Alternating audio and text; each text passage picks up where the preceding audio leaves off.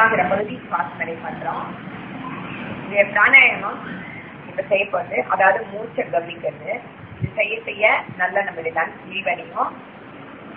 இந்த 3 part breathing சொல்லுவாங்க. Okay, இது ப்ரீ நேட்டலா போஸ்ட் நேட்டலா? எல்லாத்துக்கும் எல்லா ஸ்டேஜஸ்க்கும் பண்ணலாம். This is 3 part breathing. இதுதான் செய்யக்கூடிய ஒரு மூச்சு பயிற்சி. முதல்ல உங்களுடைய கை ரெண்டையும் வயிற்றுக்கு மேல வச்சுக்கோங்க. வச்சுட்டு மூச்சை எடுங்க, விடுங்க. டீப் பிரீதிங் எடுங்க. நல்ல ஆழமான மூச்சு எடுங்க.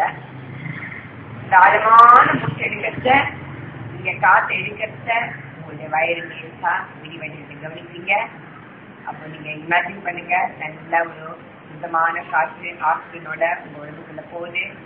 அது மெதுவா உங்க வயிற்றுல இருக்கிற உங்க குழந்தைக்கு போய் நல்ல ஒரு ஆக்சிஜன் கட்டி எனர்ஜி கொடுக்குறது. திருப்பி இப்போ உடம்புல இருக்கிற அந்த குழந்தை உடம்புல இருக்கிற கெட்ட காத்தெல்லாம் நீங்க இப்போ மூச்சு விடுறத அது வழியா வெளியில போயிட்டு நீங்க மூச்சு எடுக்கிறத இந்த பிரபஞ்சத்துல நல்ல சக்தி எல்லாம் உங்க உடம்புக்கு வருது. நீங்க மூச்சு விடுறத உங்க உடம்புல இருக்கிற கெட்டவையெல்லாம் வெளியில போயிடுது. நீங்க கெட்ட எண்ணெய் நீங்க மூச்சை எடுக்கிறத இந்த பிரபஞ்சத்துல இருக்கிற நல்ல சக்தியெல்லாம் வந்து உங்களை அடையிற மாதிரியும், நீங்க மூச்சு விடுத்த உங்க உடம்புல இருக்கிற கார்பன் டை ஆக்சைடு மட்டும் இல்ல, ஒரு எதிர்மறை எண்ணங்கள் எல்லாமே உங்களை விட்டு அகன்று உங்க உடம்பு சுத்திகரிக்கப்படுகிறது. இதை நினைச்சுக்கோங்க. இந்த மாதிரி மூச்சை எடுக்கிறத உங்களுடைய வயிறு விரிவடைந்து கவனிக்க. ஆழமான மூச்சு எடுக்கிறீங்க. 2 மூக்காலையும் வாய் மூடி இருக்கணும், கண்கள் மூடி இருக்கணும். உங்க நினைச்சு முழுக்க மூச்சுலயே இருக்கணும். நீங்க மூச்சு நல்லா எடுக்கிறீங்க. எடுக்கிறத வெளியில பிரபஞ்சத்துல இருந்து ஒரு நல்ல ஆக்சிஜன் இருக்கிற ஒரு நல்ல காத்து வந்து உங்க உடம்பையும் வந்து உங்க உடம்புல இருந்து உங்க ரத்தம் மூலம் உங்க குழந்தை உடம்புக்கும் சென்று அந்த உடம்புக்கும் அந்த உங்களுடைய குழந்தை உடம்புக்கும் அந்த ஆக்சிஜன் கிடைக்கிறது. திருப்பி நீங்க மூச்சு விடுறத உங்க உடம்புல இருக்கிற அழுக்கு உங்க குழந்தை உடம்புல இருக்க அழுக்கு சென்று எல்லாம் வெளியேறியது. உடம்பு குழந்தை சுத்தம் ஆகுது அப்படின்னு நினைச்சுக்கோங்க. This act of respiration purifies your body and your child's body அப்படின்னு பார்த்துக்கோங்க. இது 5 முறை இந்த மூச்சை வயிற்றுல வச்சு கவனிச்சுட்டு பிறகு சைட்ல வந்து உங்க கையை இங்க வச்சுக்கலாம், செஸ்ட் பக்கம் வச்சுக்கலாம். மூச்சை கவனிச்சிங்க. இப்ப மாற்று மூச்சை கவனிக்க போறீங்க. அதாவது இப்ப திருப்பி அதே மாதிரி மூச்சை எடுக்கிறீங்க, விடுறீங்க. மூச்சை எடுக்கிறத பார்த்தா உங்களுடைய செஸ்ட் விரிவடையதையும் மூச்சு விடு அது அவ்வளோ வந்து பெரிய அர்த்தா படிக்கல. பார்த்தீங்கன்னா உங்களுடைய மார்பகத்தை விரிவடையதையும் மூச்சு விடுறத பார்த்தீங்கன்னா உங்க மார்பகத்தை சுத்தத்தையும் உங்களால உணர முடியும். இது பேர் மார்பு மூச்சுன்னு சொல்லுவோம். மூச்சு எடுக்கிறத உங்களுடைய நுரையீரல் பக்கவாட்டுல விரிவடைகிறதுனால இந்த ஆக்ஷன் நடக்கிறது. உங்களுடைய மார்பு பகுதி நன்றாக அகலமா விரியுது. மூச்சு விடுறத உங்களுடைய மார்பு பகுதி சின்னதாகுது. அதாவது உங்களுடைய செஸ்ட் பாக்ஸ் அளவில் குறையிறது.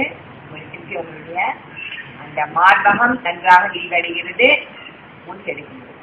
அதையே கவனிங்க. அந்த மாதிரி ஒரு 5 மூச்சு உங்க மார்பு மூச்சு கவனிங்க. இப்ப அடுத்தது நீங்க கவனிக்க போறது தோள்பட்டை மூச்சு. உங்க கைய தோள்பட்டை மேல வச்சுக்கோங்க. இப்போ மூச்சு எடுக்கச்ச பார்த்தா கொள்ள பண்ணி ரொம்ப வேண்டாம். மூச்சு எடுக்கச்ச பார்த்தா மெதுவா மெதுவா மூச்சு எடுக்குவோங்க. எடுக்கச்ச பார்த்தா உங்களுடைய தோள்பட்டை மேல உயரும். மூச்சு விடுத்த உங்களுடைய தோள்பட்டை கீழே போகும். இது நல்லா ஆண்டு கவனிங்க. நல்லா மூச்சு எடுங்க. உங்க தோள்பட்டை மேல போறத உணர்வீங்க. மூச்சை நல்லா விடுங்க. விடுத்து உங்க தோள்பட்டை கீழே போகும். இதை நம்ம வந்து தோள்பட்டை மூச்சுன்னு சொல்லுவோம். நம்ம சாதாரண எல்லாருமே மூச்சு எடுக்கிறத இந்த நுரையீரல் வந்து நல்ல விரிவடையும். நுரையீரல் மேல் பக்கம் பார்த்து விரிவடையது நம்மளுடைய தோள்பட்டை மேல போகுது. நுரையீரல் பக்கவாட்டை விரிவடையது நம்மளுடைய மார்பகம் நல்ல விரிவடையாது. நுரையீரல் கீழ்நோக்கி விரிவடையத்த நம்மளுடைய உதரவிதானம் அப்படிங்கிற டயப்ரோட மசில் சுருகிறதுனால நம்ம வயிறு முன்னாடி தள்ளப்படுகிறது. சாதாரணமா நீங்க மூச்சு எடுத்துட்டு இந்த 3மே நடக்கிறது.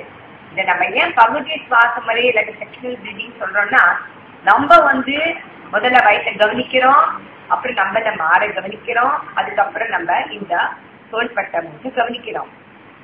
ஆனா நம்ம மூச்சு எடுக்கிறத பார்த்தா சாதாரணமா இந்த 3மே சைமல்டேனியஸா ஒரே ஏரியா தான் நடந்துட்டு இருக்கு.